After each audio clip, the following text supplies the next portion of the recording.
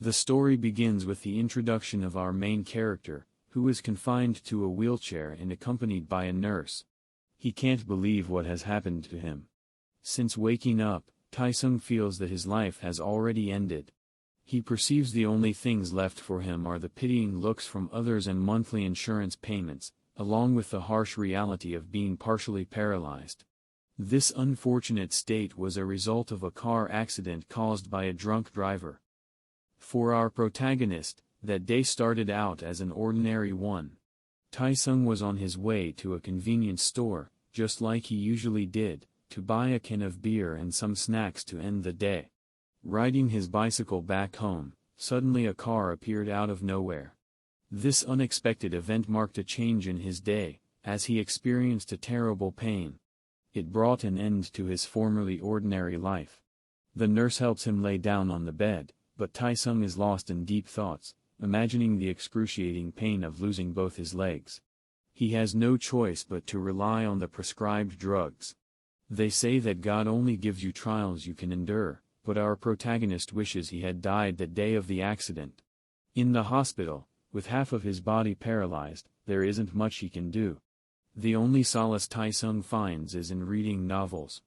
Happy endings bring him temporary happiness, especially when he's feeling depressed, like today. He is almost finished with the novel he's currently reading and hopes to complete it by tonight. The novel he's reading tells the story of a magician named Aiden, who destroys everything in his path. In the end, Aiden claims victory and creates a new world according to his desires. Everyone loses their memories and lived happily, even those who had experienced traumatic deaths and those he cherished. They will all now live as triumphant winners. Back to our main character, Taesung doesn't understand the ending of the novel.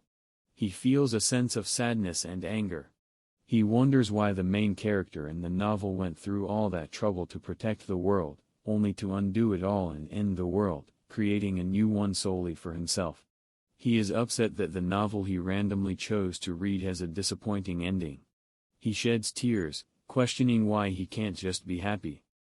In the end, Taesung accepts his situation and realizes he doesn't truly care about novel endings. Even if he were to wake up tomorrow, a happy ending like in the novels would never be attainable for him. Finally, he falls asleep. Suddenly, a ray of light appears, accompanied by a message saying, "Beginning of magician who dominates the world." Our protagonist wakes up, unsure of what just happened. He wonders if it was a hallucination or a message he saw before him. He questions where he is now, as he is certain he fell asleep in the hospital. It feels like he's still dreaming. Taesung searches for his smartphone on his bed and is shocked to see his reflection in a wooden bucket full of water. He wonders what has happened to his face. To his immense surprise, he discovers that he can move his legs. Astonished by the sight before him, he questions what is happening. He reads the message, which states that from now on, he must live as the character named Vernars. Taesung is shocked that the title of the novel he was reading last night and the place where he currently finds himself are the same as in the novel. He ponders that Mord is just a minor character in the story. If Mord dies, he will die too. He still can't believe what is happening, moving his legs from side to side, realizing that he is indeed standing. He can now feel the wooden floor under his feet so clearly.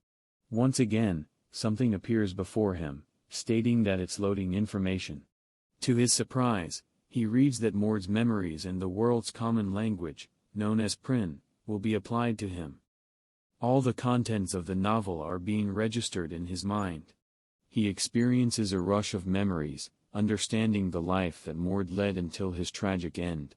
Mord Vernars, the son of the esteemed Archduke Vernars' family, was a bastard child of the family's patriarch, a man so powerful that even if the protagonist were to gather a group against him, victory would not be guaranteed. However, during a magical ritual to gain complete control over Mord's psyche, the protagonist and his group ambushed and killed him. In short, Mord was an extra with a supporting role.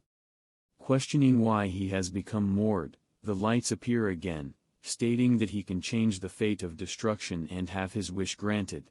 Contemplating the message's meaning and how his wish could be fulfilled, Taesung realizes that the fate of destruction likely refers to the ending of the novel. The message wants him to protect the world in place of the protagonist, who will ultimately bring about its destruction. Lost in his thoughts, he wonders if he is merely dreaming. Exhausted with his current life, he refuses to return to the monotonous existence of being half-paralyzed. He doesn't want to wake up if this is only a dream. He doesn't care if it's some prank played by a divine being. Given the chance, his wish is simple. Taesung wants his body back as it was before the accident. No, he's not satisfied with just that. Realizing he holds the upper hand, possessing all the information about the novel magician who dominates the world and inheriting Mord's power and abilities, he is determined to change the fate of destruction. It's a risk worth taking, and he is fully dedicated to making it happen. In a world where power is everything, Mord Vernars, a bastard child of the powerful Archduke Vernars family, faced a difficult life from the start. With his mother's untimely death shortly after his birth, he was labeled as the bastard who killed his own mother. Constantly harassed and bullied by other children, Mord endured a life of weakness. It wasn't because he lacked strength or anger. The guilt of being called a monstrous bastard consumed him. However, Mord's life took a dramatic turn when he reached the age of 15. In the Vernars bloodline, individuals undergo a new blood awakening, granting them extraordinary powers at the cost of enduring excruciating pain. While the survival rate for outsiders is low, Mord defied the odds and emerged from the awakening with tremendous strength. To his surprise, Mord discovered a letter from his deceased mother, urging him to seek out the Archduke Vernars family if he survived his 15th birthday. Determined to find his place in the world, Mord heeded his mother's words and embarked on a journey to the residence of the Archduke. There, he agreed to undergo a test to prove himself to the father he had never known. Now, in the present, Mord finds himself at the Archduke Vernars family residence, awaiting the commencement of the test. While Mord is an insignificant character in the novel magician who dominated the world, the Archduke Vernars is a major antagonist. Being a bastard son, it seemed unlikely for Mord to be accepted among the Archduke's legitimate children. However, Mord's desire to be acknowledged by his father propelled him forward, and the Archduke saw an opportunity to exploit Mord's potential as his loyal servant. Having awakened his newfound powers, Mord's strength surpassed even that of the story's protagonist. But as the current Mord Vernars, he is uncertain of the true extent of his abilities. He yearns for an opportunity to test his powers and determine his true strength. Suddenly, a voice calls out to Mord, reminding him of the significance of the day. It is Todd, his instructor overseeing the test. Todd appears physically fit, embodying the traits of a seasoned instructor. Mord approaches him, confirming his identity as Mr. Todd and questioning the purpose of their meeting. Despite his larger build, Mord believes he still surpasses Todd in strength. To Todd's surprise, something seems different about Mord. His tone of voice and demeanor have changed since the previous day. However, Todd dismisses the observation as a mere illusion. He reminds Mord of the test they discussed earlier, evaluating Mord's potential. Todd acknowledges Mord's natural fighting ability, despite his lack of formal training. Nervous but relieved that the test won't be a fight to the death, Mord eagerly anticipates the chance to showcase his powers. Mord and Todd make their way to the testing site. As they walk, Todd reminds Mord not to reveal his true identity as the Archduke's son, a commonly unspoken rule for bastards. Mord agrees, feigning forgetfulness, understanding that his arrival has already sparked rumors. He remains focused on the imminent fight, aware that only by displaying his power can he secure his freedom. Upon reaching the site, they encounter a group of people already present. One individual asks Todd if Mord is the newbie being tested. Mord notices that the three men present appear too old to be trainees and assumes they are seasoned warriors. Todd affirms Mord's knowledge and adds that the way a Vernars fights differs from an ordinary warrior. However, Mord interrupts him, completing Todd's explanation, stating that a true Vernars initially relies on weapons but eventually transcends them, fighting solely with their own body. Todd acknowledges Mord's understanding and mentions that those without Vernars' blood employ weapons while others learn combat skills. Mord, well aware of the Archduke Vernars' family's reputation as the continent's finest warriors, knows that they have achieved their position through unparalleled hand-to-hand combat. They possess an innate physicality that renders weapons unnecessary. Continuing, Todd designates one of the warriors present, Vince, to be Mord's opponent in the upcoming test. He clarifies that the test will determine Mord's affiliation and training, as well as shape his future. Wishing Mord good luck, Todd urges him to prove his lineage as a Vernars. Curiosity gets the better of Vince, who questions whether Mord is truly only 15 years old. Surprised by Mord's size, Vince wonders who his father might be. Tauntingly, he invites Mord to demonstrate his fighting prowess. Unfazed, Mord assumes that he is not the only bastard present, aware that the Archduke has likely engaged in affairs beyond his knowledge. Nonetheless, Mord recognizes the importance of showcasing his skills and the power he possesses to secure his freedom. In an instant, Mord lunges at Vince, catching him off guard with his sudden speed. However, Vince manages to evade the attack, impressed by Mord's unexpected agility. Recalling his rudimentary knowledge of boxing from his youth, Mord realizes that his past training was not in vain. Vince acknowledges Mord's ability, expressing disbelief at his claim of not knowing how to fight. Mord casually brushes off the compliment, attributing his skills to mimicking others rather than true expertise. Incensed by Mord's nonchalant response, Vince decides to unleash his mana-infused attack.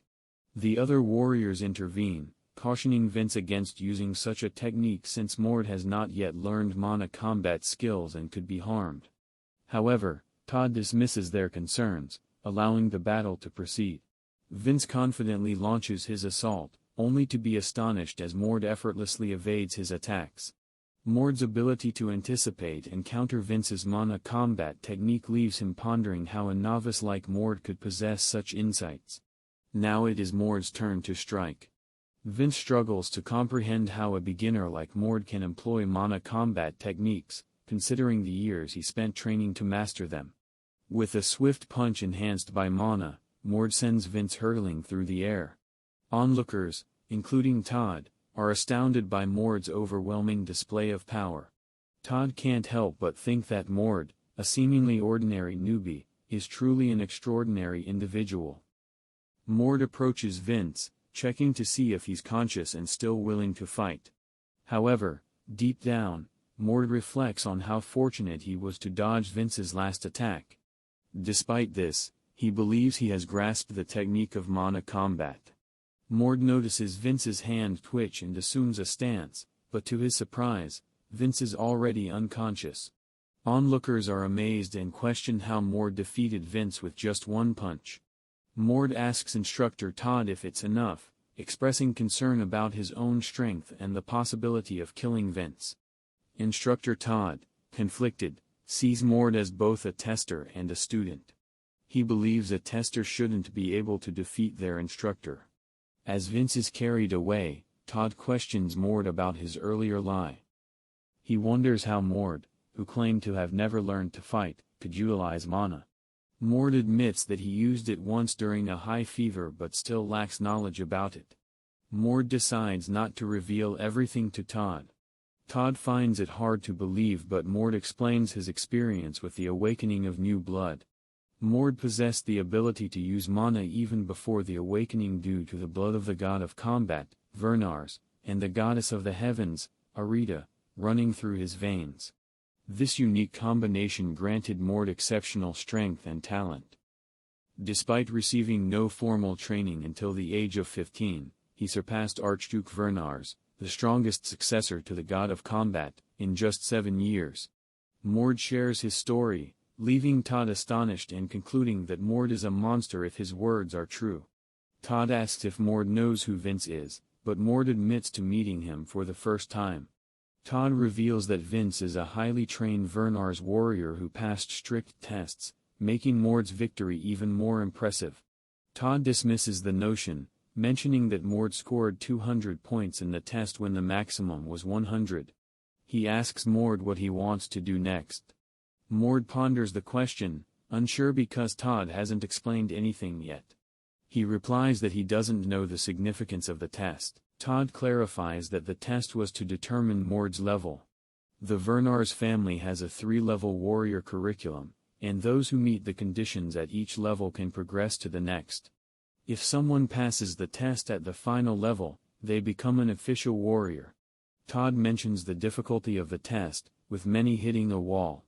Mord surprises Todd by requesting to be placed in the first level. Mord believes he should start from the basics of mana combat techniques. Todd initially hesitates, but he sees the reasoning behind Mord's request and agrees, promising no preferential treatment. Todd dismisses Mord for the day, informing him that someone will guide him through the necessities of the first level tomorrow. In Mord's room, he feels relaxed, reflecting on the smooth test. He wonders if the real Mord underwent the same process and thinks that the novel magician who dominated the world didn't delve into how the real Mord became Archduke Vernars' secret weapon. He assumes it's because he is just an extra in the story. The novel only mentioned that Archduke Vernars attempted to maximize Mord's potential and used him as a weapon. Mord wonders how the real Mord fared in his test.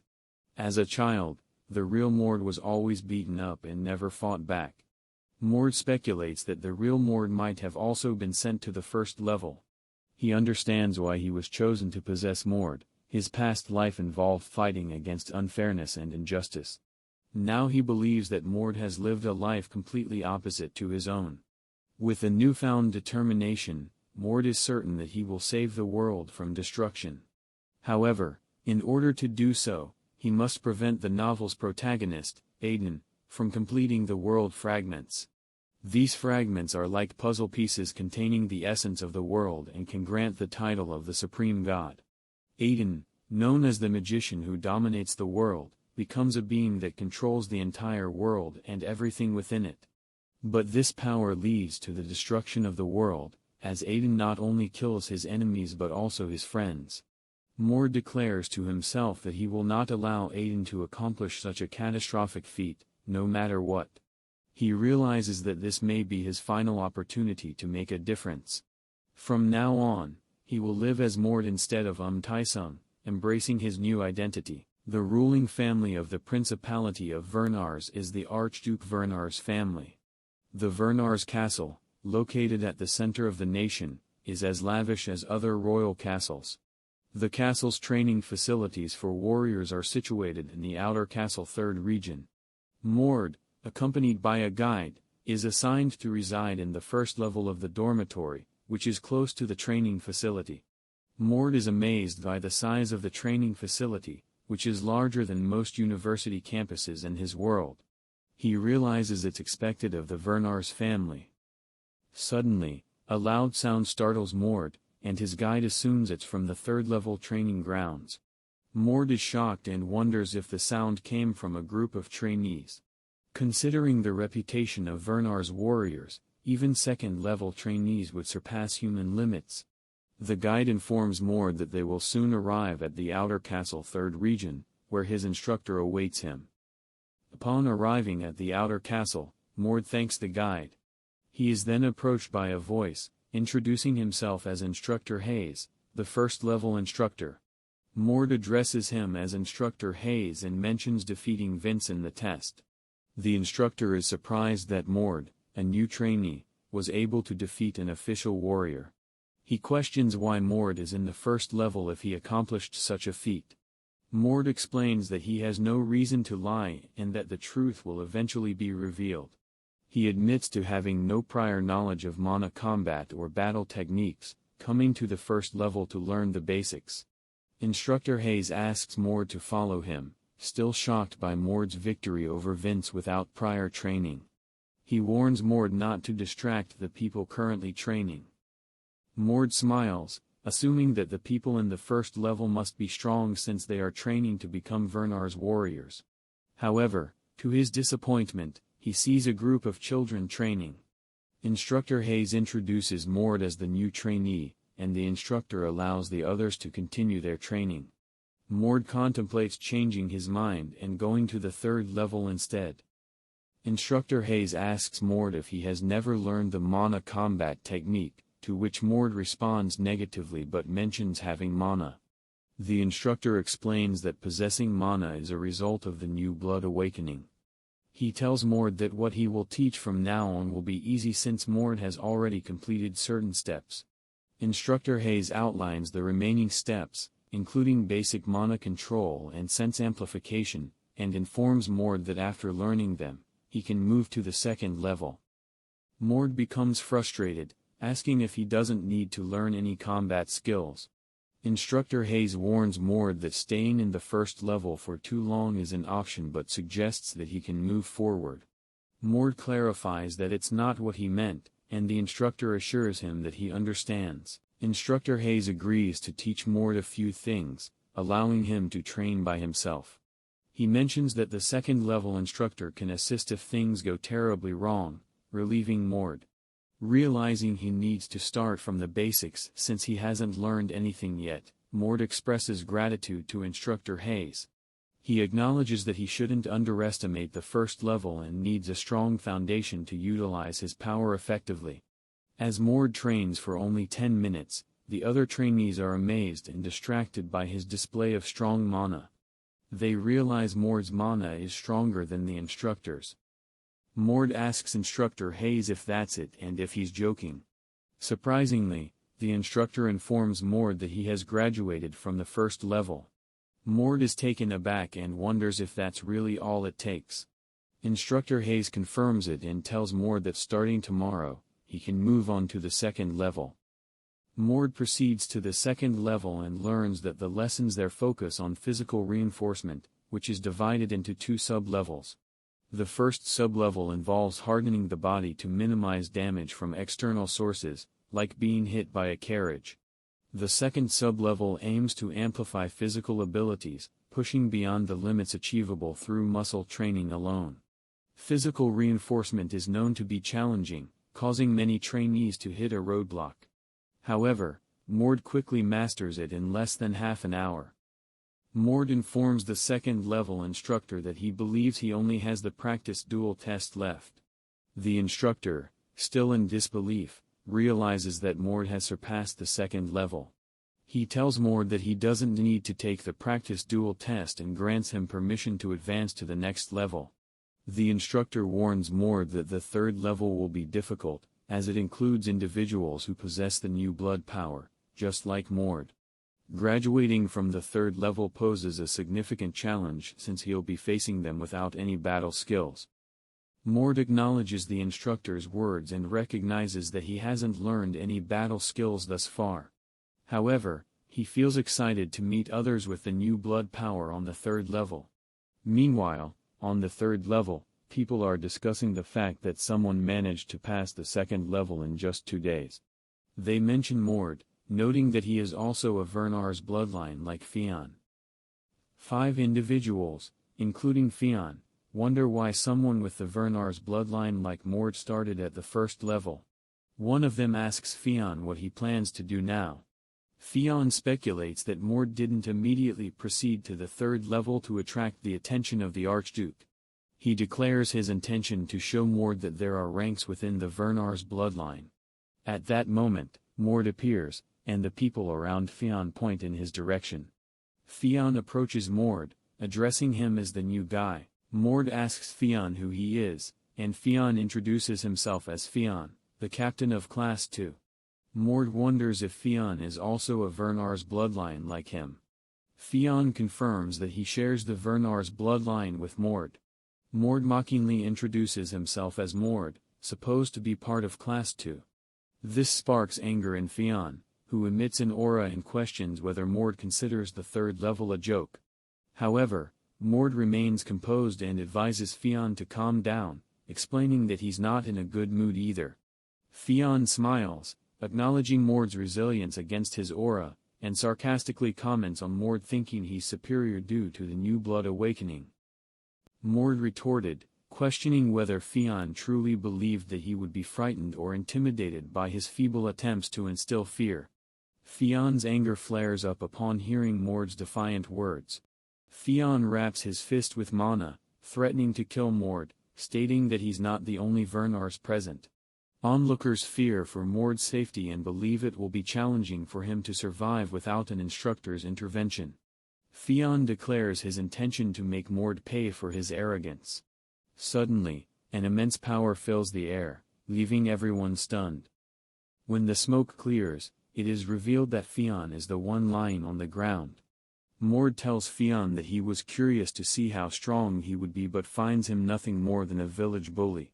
Fionn wipes away the blood staining his face from the clash with Mord. He rises to his feet and dismisses Mord's lucky punch, claiming it was mere chance. Mord locks eyes with him and retorts that it's not luck, but rather Fionn's inherent weakness. This statement further enrages Fionn, who angrily tells Mord to be quiet and infuses his fists with mana before charging at him. Showing little interest, Mord effortlessly sidesteps and evades Fionn's fiery punch. Mord lifts his feet, gathering momentum for his next attack. With Fionn's back exposed, Mord seizes the opportunity and strikes, delivering a powerful kick that sends Fionn hurtling through the air. Fionn crashes into a nearby wall, causing a cloud of dust to billow out. As the dust settles, Fionn lies unconscious. Mord is taken aback, not by the success of his attack, but by Fionn's overwhelming weakness. He ponders whether Fionn's inadequacy stems from his rudimentary understanding of mana combat techniques from the lower levels. Alternatively, Mord considers that the original Mord may have instinctively mastered these techniques. Consequently, Mord concludes that the current version of himself must be weaker than his novel counterpart. A concerned individual approaches Fionn to check on his well-being, but Fionn shoves him aside, proclaiming that the fight is not yet over and glaring directly at Mord. Mord informs him that Fionn has been unconscious for at least 10 seconds and urges him to accept defeat. Disbelieving, Fionn claims that he managed to land an attack when Mord let his guard down. Mord mocks him, saying that Fionn still dreams of becoming a warrior despite leaving himself vulnerable. He deems Fionn pathetic. In response, Fionn retorts that Mord shouldn't blurt out everything that crosses his mind just because he can. Once again, Fionn's anger flares up, and he taps into his awakened power. Mord remains stoic, but the surrounding onlookers take a step back due to the pressure radiating from Fionn. Some panic, feeling the need to summon an instructor to stop Fionn. They also warn Mord to flee, fearing that Fionn might kill him. However, Mord remains rooted in place, unafraid of the consequences. He surmises that Fionn must be accessing the power of the new blood, but in Mord's perspective, it resembles mana. Mord rationalizes that many other bastardized children would possess abilities similar to Fionn's level. Suddenly, someone arrives and inquires about the commotion. It's Instructor Daisley. The bystanders inform him that the new guy and Fionn are fighting and ask if they should intervene. Disregarding their concerns, Instructor Daisley declares that he will observe the fight between Mord and Fionn.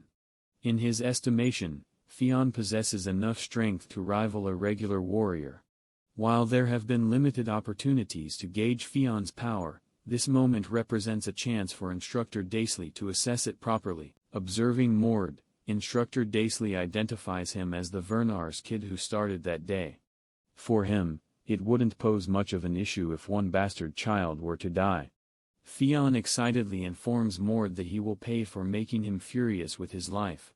Mord is surprised to witness Fionn utilizing an advanced skill that employs the body or a weapon as a vessel, creating a more potent energy form known as body impulse.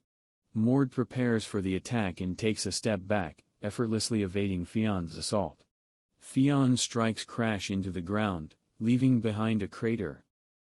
Deep in thought, Mord realizes that it would have been disastrous if he had been hit by that attack. However, Fionn swiftly follows up, urging Mord not to run away. Fionn launches a powerful fist toward Mord, but to his astonishment, Mord retaliates with a punch of his own, striking Fionn squarely in the face. Fionn becomes frustrated and curses Mord, unable to comprehend how none of his attacks are affecting him, despite Mord's lack of knowledge about using the new blood power. Onlookers are incredulous, amazed that Mord has yet to receive a single blow. However, some speculate that Mord's attacks are also ineffective since Fionn remains seemingly unscathed. Yet, in Instructor Daisley's eyes, one of Mord's attacks managed to land successfully, as he notices Fionn's diminishing impulse. With determination, Mord charges toward Fionn, realizing that he must now take the fight seriously. Mord delivers a powerful strike to Fionn's stomach, catching him off guard. Fionn coughs up blood and collapses in intense pain. Mord, somewhat apologetic, explains that he had tried to hold back, but Fionn's reaction indicates that it still hurt. Fionn tells Mord to be quiet, cursing and accusing him of only knowing how to run away like a coward. Fionn contemplates that everything would have been over if he could have landed just one hit. He asserts that it would all end if he could land that one blow, knowing that Mord understands this too, which is why he avoids it. Mord smirks and mockingly tells Fionn that he will stop evading. He admits that he had wanted to go easy on Fionn, but Fionn's constant provocation has irritated him. Fionn also smiles, believing that Mord has taken the bait. Fionn charges towards Mord, warning him not to regret his decision. Mord stands motionless, fixated on Fionn's fist approaching his face. A massive explosion occurs as they collide, but Mord catches Fionn's attack with his hand. Mord remains standing, gripping Fionn's hand firmly. His speculation proves correct. Impulse doesn't have much effect when facing a significantly stronger opponent. Mord covers his hand with mana and tells Fionn that it was a valuable lesson. Fionn is frightened, realizing that it is common knowledge that an impulse user should always defeat a non-user. However, in Mord's eyes, he realizes that he initiated a fight he could never win. Mord launches another punch, this time coated with mana, directly into Fionn's stomach. Once again, Fionn experiences excruciating pain and crashes into a wall with tremendous impact. As the dust settles, Mord remains the sole figure standing. Fionn tries to reach out for Mord but loses consciousness due to the powerful blow. Instructor Daisley is shocked, questioning where a monster like Mord came from. He reflects on his training of countless Vernars and acknowledges that even a talented bastard child couldn't bridge the gap between themselves and those from direct bloodlines. Deep in thought, Instructor Daisley contemplates that if Mord possesses such immense strength at the age of 15, he is essentially a monster. After the intense confrontation with Fionn, Mord surveys the area and challenges anyone else present to step up and fight him. In response, Instructor Daisley turns around and instructs one of the warriors to quickly escort Fionn to the medical center for treatment. The instructor is deeply aware that if he fails to take action regarding Mord's presence, it could disrupt the established order of command. Although impressed by Mord's exceptional abilities, Instructor Daisley reminds himself that Mord is still a bastard son without a support system. Determined to assert his authority, Instructor Daisley resolves to tame Mord and bring him under control. Fionn sustained severe injuries during yesterday's fight, resulting in his hospitalization and coma. As a consequence, Mord was placed on a 4-day probation. During this time, Mord had no choice but to occupy himself with reading a book called Tactic Theory Text to prepare for a written test. However, the material proved to be too easy for him, given his previous studies at a graduate school in his own world. Feeling bored and confined to his dorm, Mord decided to practice mana combat techniques instead. Suddenly, Instructor Todd approached Mord, informing him that he had heard about Mord causing trouble at the 3rd level training ground. Surprised by the instructor's presence, Mord inquired about the reason for his visit. Instructor Todd revealed that the Archduke wanted to see Mord and explained that Mord would find out the purpose once they arrived. Mord questioned whether they should wear appropriate attire when meeting the Archduke, but Instructor Todd assured him that the Archduke wouldn't expect Mord to be familiar with aristocratic etiquette as long as he behaved properly. Mord agreed, reflecting on how Archduke Vernars disliked the etiquettes of aristocracy, even in the novel. While traveling in a carriage, Instructor Todd mentioned that rumors about Mord were spreading everywhere, particularly regarding his achievements in the 1st and 2nd level training. Mord acknowledged that he didn't anticipate things to be easy. Impressed by Mord's intelligence, Instructor Todd believed that others would also recognize his capabilities. Curious about the instructor's comment, Mord asked for clarification. Instructor Todd wondered if Mord had planned to gain the Archduke's attention, to which Mord replied that he wouldn't risk embarrassment for mere attention. He explained that if he truly desired the Archduke's attention, he would have become a powerful warrior instead. Instructor Todd silently agreed, considering it a better choice than Mord's current course of action. Instructor Todd revealed that the Archduke had received reports about the events of the previous day's fight and taken an interest in Mord. Mord bluntly stated that, from the Archduke's perspective, defeating a Vernars was noteworthy. Instructor Todd comforted him, acknowledging that Mord had beaten someone as strong as a regular warrior to a pulp, making it truly remarkable. He also informed Mord that they were nearly at the Archduke's training grounds and advised him not to draw too much attention. Mord agreed. Upon their arrival, Mord and Instructor Todd witnessed a group of warriors attacking a solitary man inside a shield. The man turned out to be none other than Archduke Vernars himself. Mord immediately sensed the overwhelming aura of power emanating from the Archduke and noticed his muscular, giant-like appearance. The warriors charged at the Archduke, attacking his shield in unison. Recognizing a crack in the shield, the Archduke signaled the warriors to stop. He then unleashed a skill, an expanding red orb in his hand that grew larger than himself. Mord was astonished and recognized the skill as the God of Combat's mirror, which was still in development during his time. Despite its incompleteness, the skill displayed tremendous power in Mord's eyes. Mord and Instructor Todd were surprised that the Archduke wasn't satisfied with the skill's result. The Archduke turned around, noticing Mord and Instructor Todd, and expressed his apologies for making them wait. Mord and Instructor Todd greeted the Archduke respectfully, kneeling before him as a sign of respect. However, the Archduke dismissed the need for formalities, explaining that he had called them because he wanted to avoid dealing with etiquette. Approaching Mord, the Archduke towered over him in size. He mentioned hearing about Mord's interesting actions at the training facility and observed that Mord resembled his mother more than himself. Curiously, the Archduke inquired whether Mord had undergone his new blood awakening that year. Nervously, Mord confirmed this, averting his gaze. The Archduke revealed that he had heard about Mord's victory over the Impulse using only reinforcement and expressed his desire to witness Mord's strength. With a shout, the Archduke summoned one of his warriors, Kessner, instructing him to spar with Mord. Kessner kneeled before the Archduke and apologized, seeking confirmation that the Archduke was referring to Mord, the kid.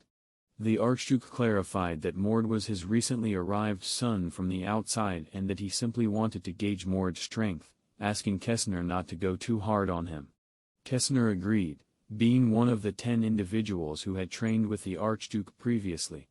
He called upon Mord to join him on the sparring field and offered Mord the option to use a weapon.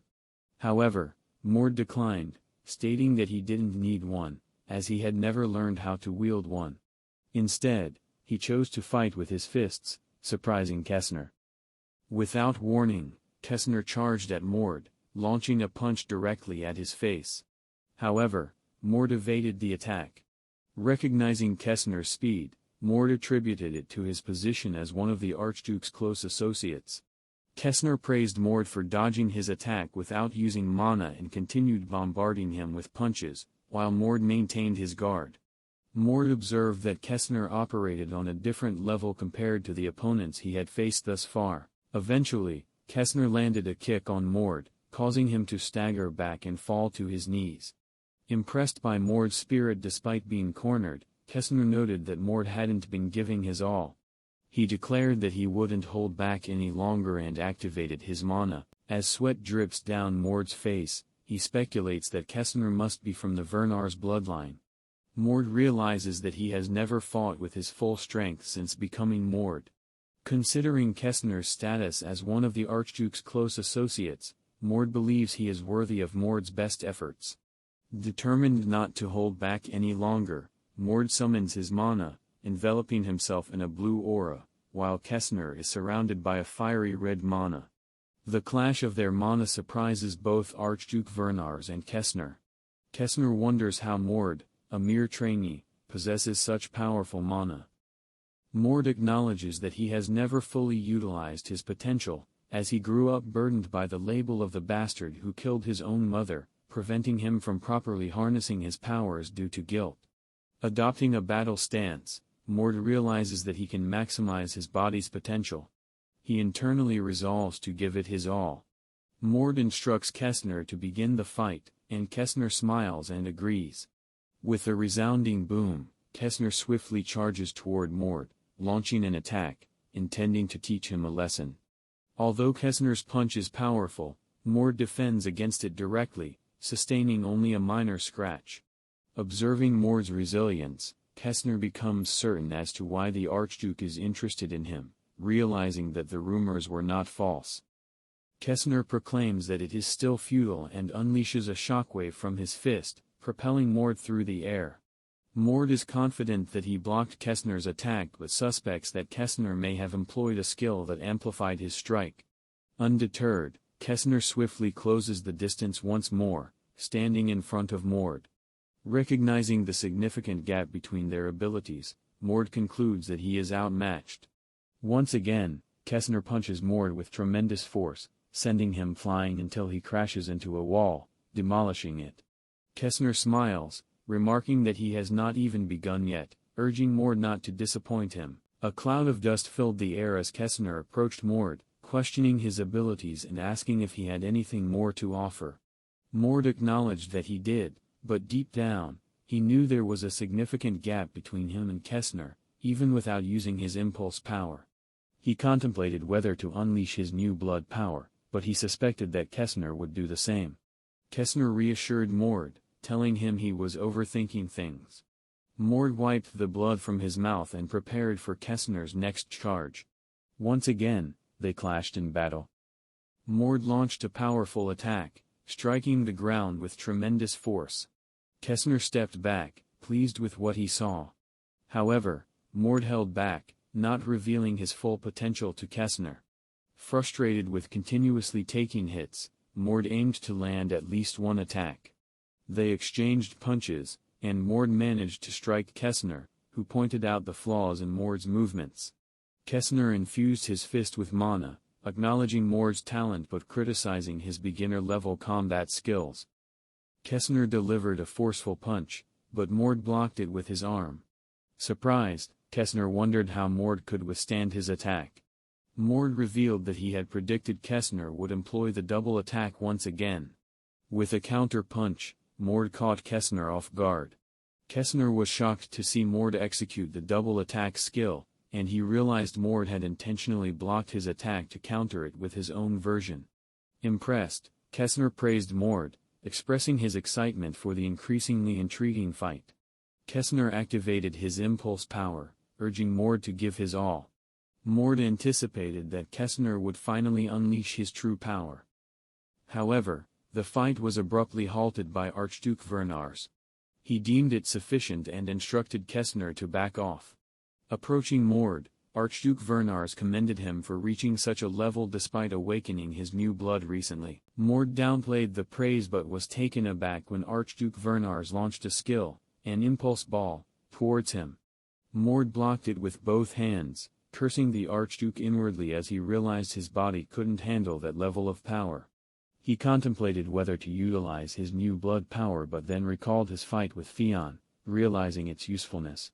Although Fionn was weaker than him, Mord discovered that blocking impulse attacks required advanced body reinforcement skills. If he used impulse as well, there was a chance he could counter it. Mord activated impulse, leaving Archduke Vernars smiling. Even Instructor Todd was shocked to witness Mord's recent awakening of new blood and his ability to use impulse. Mord's talent surpassed everyone's expectations. Mord believed that his novel counterpart's talent exceeded his imagination, as he could observe someone using a skill and promptly replicate it. Archduke Vernars praised Mord, acknowledging his bloodline's capabilities. However, Mord viewed the Archduke as a worthless individual who only considered those deemed useful to be part of his bloodline. He pictured himself punching the Archduke someday. The Archduke informed Mord that he would reward him for passing the test and offered him a choice between immense wealth or a mentor for training. He encouraged Mord to express his desires, promising to grant them. Mord, realizing the opportunity, pondered his options. He knew what he needed: to collect the world fragments before Aiden did, in order to prevent Aiden from destroying the world. Mord declined the offer of money or mentorship and instead requested permission to challenge the god of combat's grave. In the novel The Magician Who Dominated the World, there are places known as dungeons that are dangerous locations filled with monsters. To put it differently, dungeons are created where Mord's world intersects with another realm, resulting in abnormal occurrences within them. The majority of dungeons are connected to the demon realm, and the monsters in Mord's current world mostly originate from these dungeons. However, the god of combat's grave, where the legendary combatant Vernars was supposedly born, is unique. It is not a result of overlapping with another world. This particular place holds the hidden world fragment. Archduke Vernars regarded Mord seriously but questioned his motives for wanting to challenge the god of combat's grave. Mord explained that he had heard it contained traces of the god of combat, Vernars, and he desired to explore his bloodline's roots that he felt upon awakening. Hearing Mord's words, Kessner concluded that Mord was more immature than he had initially thought, considering the god of combat's grave to be a coming-of-age ceremony for direct bloodlines. Kessner believed that a bastard son like Mord had no place in such a location. However, to his surprise, Archduke Vernars agreed, indicating that there had been instances of outsiders entering the dungeon for expeditions. It simply hadn't occurred during the Archduke's generation. The Archduke inquired if Kessner also wished to enter the god of combat's grave, as he sensed Kessner's desire to experience the privileges of the direct bloodlines. The Archduke stated that Mord's request was premature and that he couldn't allow an unqualified person to enter. Instead, he proposed that Mord could challenge the god of combat's grave once he became an official warrior. Deep in thought, Mord realized that becoming a warrior was within reach. He only needed to outpace the novel's protagonist, Aiden. Mord agreed to the Archduke's proposal and assured him of his understanding. Mord and instructor Todd leave the training grounds of the Archduke. Kessner, observing Mord, contemplates his name. Archduke Werner approaches Kessner and asks for his thoughts after fighting Mord. Kessner informs the Archduke that it appeared as though Mord was hiding something and not giving his best effort during the fight. The Archduke mentions that Mord seemed to be giving his all when taking the impulse ball, speculating that Mord learned body impulse on the spot. Kessner mentions that there are individuals like Mord who can learn quickly. However, what surprises Kessner is Mord's mana. Kessner concludes that while Mord hasn't yet mastered control over his power, the level of his mana is extraordinary. The Archduke compares Mord's mana to that of Erna, one of the Archduke's bloodlines. But the Archduke notices something peculiar in Mord's eyes, a void filled with desire. He recalls that all the eyes of his illegitimate sons were full of a longing for validation from him. The Archduke smiles, thinking that Mord is just like his mother, Reyna. He finds Mord to be an interesting kid. Meanwhile, on the third-level training ground, Mord walks while observing others training. He reflects on how he almost died from boredom over the past 4 days and now looks forward to learning something useful.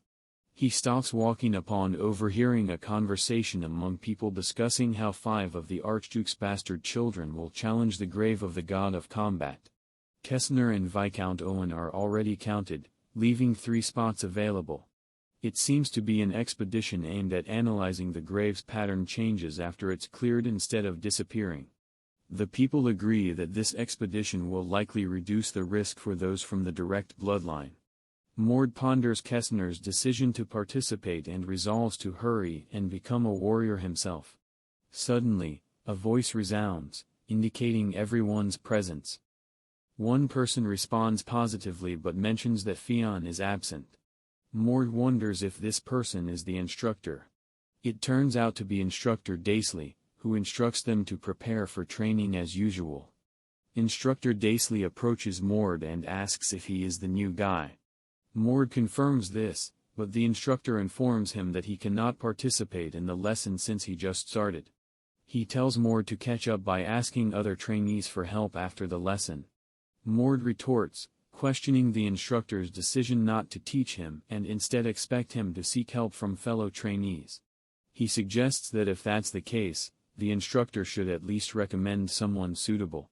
Instructor Daisley mockingly comments on Mord's audacity, accusing him of demanding things after injuring the captain, Fionn, upon joining. Mord defends himself, stating that he was already punished accordingly, and it was proven that the captain was at fault. Angered by Mord's response, Instructor Daisley tells him to stop talking and calls him an arrogant bastard. He reprimands Mord for disrespecting adults and claims this is not how he should behave.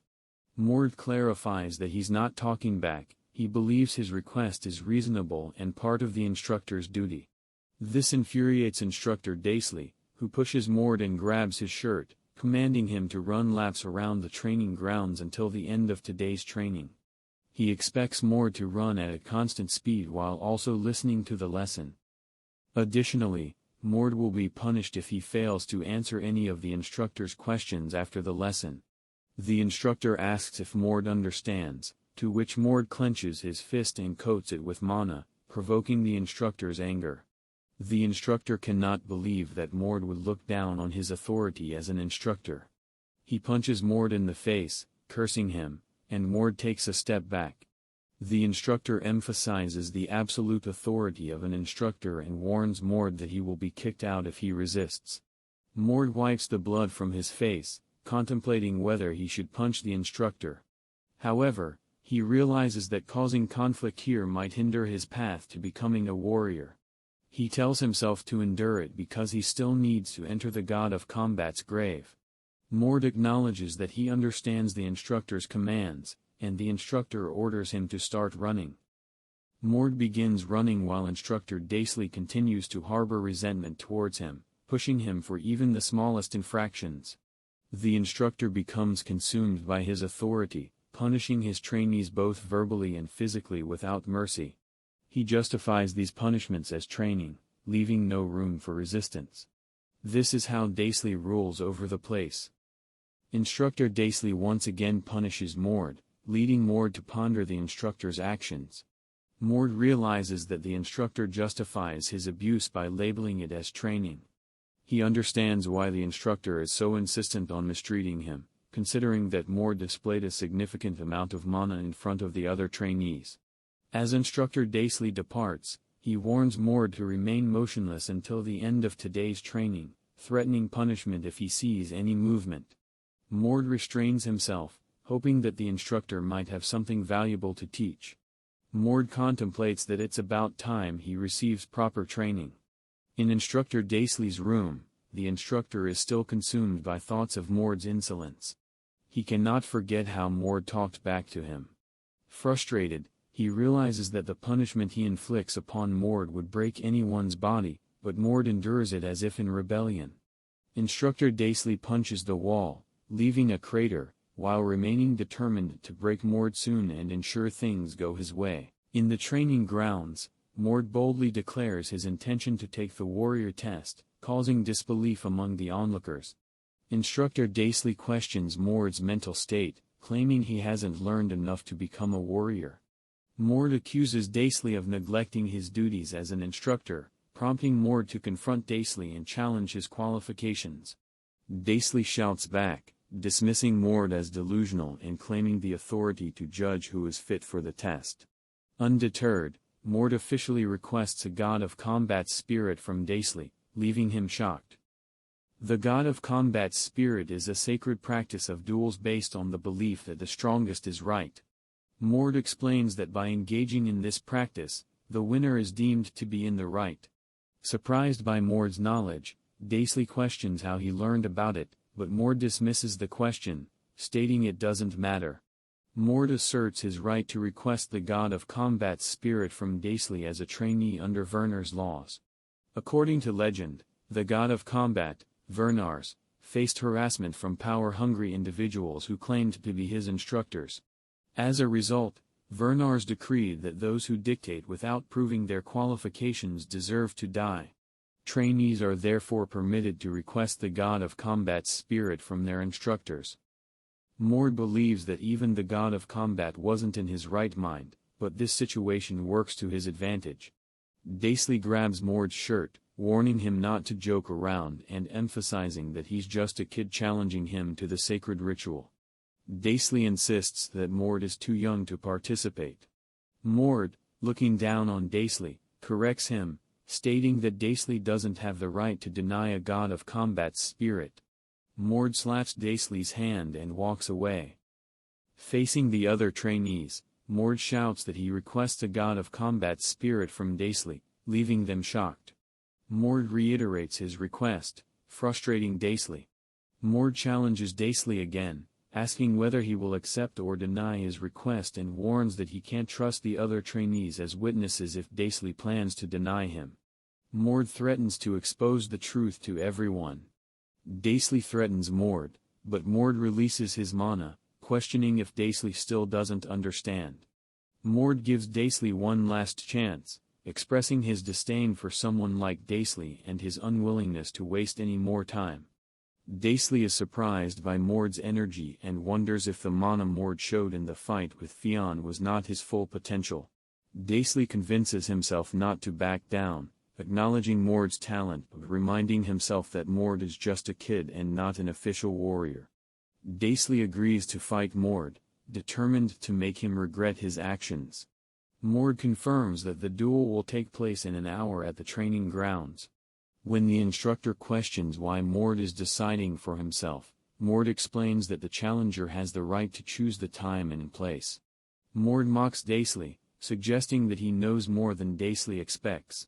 Mord asserts that he doesn't want to waste any more time with Daisley and walks away, mentioning that he won't stop Daisley if he decides to run away. Daisley, frustrated, ponders where someone like Mord comes from. In Kessner's room, Kessner gazes out the window upon hearing Mord shout about requesting a god of combat's spirit from instructor Daisley. Kessner realizes that for a trainee to make such a request, Mord must be far from ordinary. Kessner acknowledges that Mord has the ability to surprise and entertain him in ways he couldn't have anticipated. Kessner calls one of his servants, instructing them to prepare for his immediate departure to the Level 3 training facility. In the training grounds, Mord and Daisley stand in the center, prompting onlookers to question whether Mord is really the one who requested the god of combat's spirit from Daisley.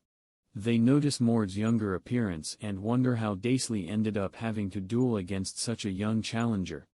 Nevertheless, some of the onlookers are excited to witness this event, anticipating a thrilling spectacle not seen in 5 years. Mord approaches Daisley, assuring him that he didn't run away. Daisley accuses Mord of arrogance and threatens to spare his life, vowing to make him regret his actions. Mord mockingly responds, suggesting that he hears a barking dog somewhere. Mord smiles while Daisley curses him. Just as the duel is about to begin, someone approaches, stating that it's not yet time to start. To everyone's surprise, it is Sir Kessner. The onlookers are shocked and curious about why he's there. Daisley is taken aback, and Mord asks Kessner why he has come. Daisley is surprised that Mord knows Kessner and realizes that Mord's arrogance might be due to having Kessner's support. Kessner explains that he heard something interesting was happening and came to witness the god of combat spirit between a trainee and an instructor. Kessner questions Mord about his intentions. Mord responds, stating that he had no other choice when dealing with an instructor who neglected his duties. Mord points at Daisley, implying that his thoughts were corrupted. Kessner finds Mord's words amusing as he looks at Daisley and asks Mord if he is confident he can win. Mord thanks Kessner for his support and assures him of his victory. Daisley directly confronted Mord, criticizing him for his persistent arrogance. He openly expressed his strong desire to physically strike Mord. However, Daisley agreed to wait since he requested another instructor as a witness. Mord began to respond, mentioning that if the other instructor hadn't arrived yet, but Kessner stepped in and proposed taking on the role of being the witness for both parties.